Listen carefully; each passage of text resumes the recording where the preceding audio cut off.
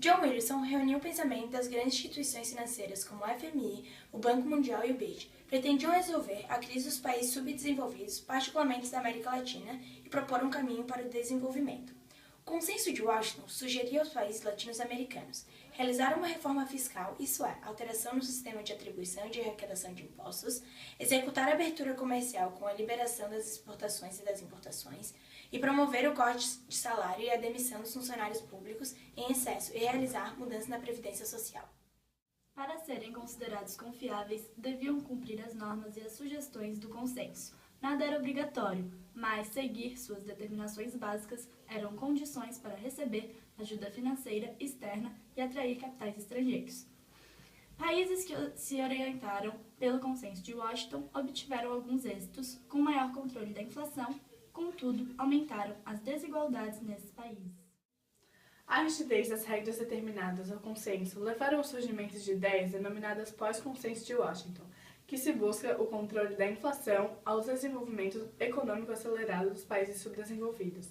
O Consenso de Washington não tratou de problemas sociais ligados à saúde, educação e eliminação da pobreza, dentre outros. Essas questões seriam resolvidas como consequência da liberalização econômica.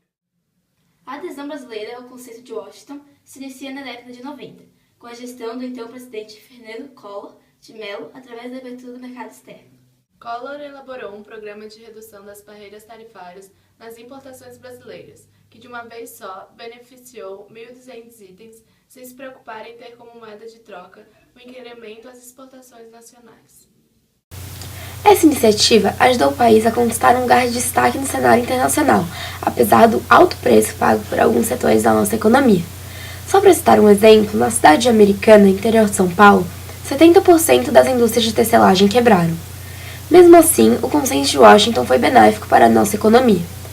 A visão que o presidente Collor tinha com essa abertura de mercado fez com que ele assumisse um compromisso: realizar em apenas 3 anos um ambicioso plano previsto originalmente para ser feito em 10. Esse plano de integração econômica com os países do Cone Sul havia sido iniciado pelos presidentes José Sarney, do Brasil, e Raul Alfonsín, da Argentina. Entretanto, o impeachment de Fernando Collor de Mello acabou por comprometer o total alinhamento do Brasil ao Consenso de Washington. Podemos dizer que toda essa liberdade política trouxe para todo mundo uma experiência que mostra vários pontos positivos, como o investimento na industrialização e na modernidade de cada país num todo, mas que automaticamente nos traz pontos negativos, como também a alta no desemprego, que faz crescer a taxa de juros, a inflação, a miséria, a tensão social que abala cada vez mais os países latino-americanos. Todo esse neoliberalismo faz crescer os esforços de mostrar nos meios de comunicação somente os aspectos positivos, apesar de não deixar de ser visto todo o sofrimento passado no dia a dia dos povos dos países do terceiro mundo.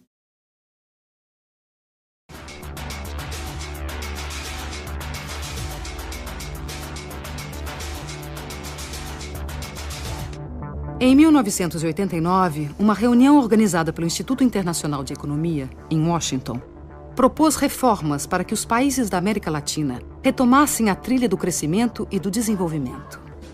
Nasceu aí o Consenso de Washington, uma espécie de bula com prescrições consensuais, austeridade fiscal, elevação de impostos, juros altos para atrair investimentos estrangeiros, privatizações, em nome da boa administração do setor privado e da incapacidade dos estados.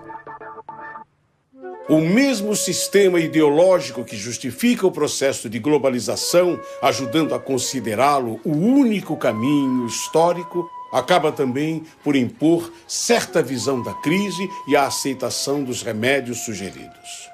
Na verdade, porém, a única crise que os responsáveis desejam afastar é a crise financeira, e não qualquer outra. A economia da Argentina foi destruída pela política da ditadura militar e destroçada pelos experimentos do neoliberalismo. Antes la competencia era insuficiente. Teníamos productos buenos, pero muchas veces el consumidor debía conformarse con lo que había sin poder comparar.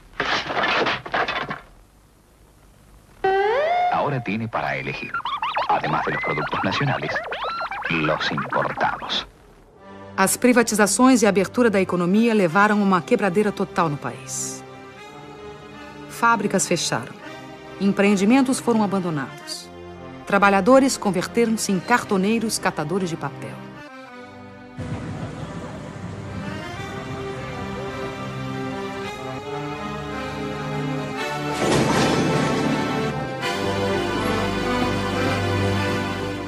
O panelaço no final de 2001, que derrubou 3 presidentes da República em 2 semanas, levou às ruas cidadãos da classe média, que da noite para o dia, pela desdolarização da economia, tornaram-se os novos pobres do país. Estamos llenos de canallas, atorrantes, vendepatria, sinvergüenza. Menem, Cavallo, de la Rúa, Dualde, todo Rucao. Es peor que lo que han hecho los bancos extranjeros. Porque estos tipos han vaciado a las empresas argentinas y han dejado sin trabajo a los argentinos que se están muriendo de hambre, querido. Los argentinos tienen que hacer conciencia y estar en la Plaza de Mayo y no salirnos de allí mientras no echemos a todas estas ratas salvajes que están usurpando el poder. Son asesinos, igual que Dualde, son narcotraficantes, ladrones y todo lo que ustedes le puedan albergar, porque han destruido jubilados, familias completas, desocupados y a los trabajadores, a todos han destruido, le han robado los ahorros, así como me los robaron a mí, le robaron a todo el mundo, no tienen vergüenza, son la vergüenza mundial. No Brasil, a privatização de grandes estatais gerou protestos isolados. O país entrou às cegas na modernidade. A ilusão da moeda forte e do consumo fácil anestesiou a população.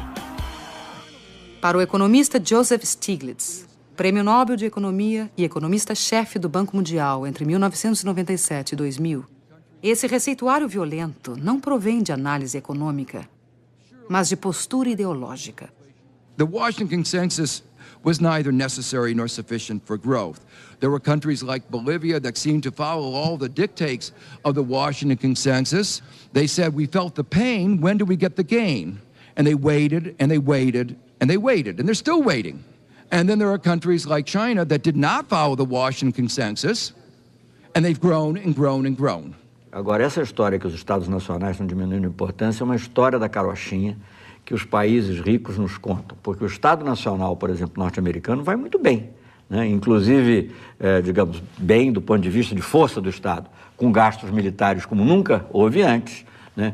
Com um empenho direto, digamos assim, dos agentes comerciais do governo americano para defender os interesses das empresas norte-americanas, o que é normal, aliás, né? Então, agora, aí eles nos dizem, não, o Estado não tem importância, quer dizer, não estou dizendo que eles, norte-americanos, mas esses pensadores da globalização muitas vezes nos dizem isso.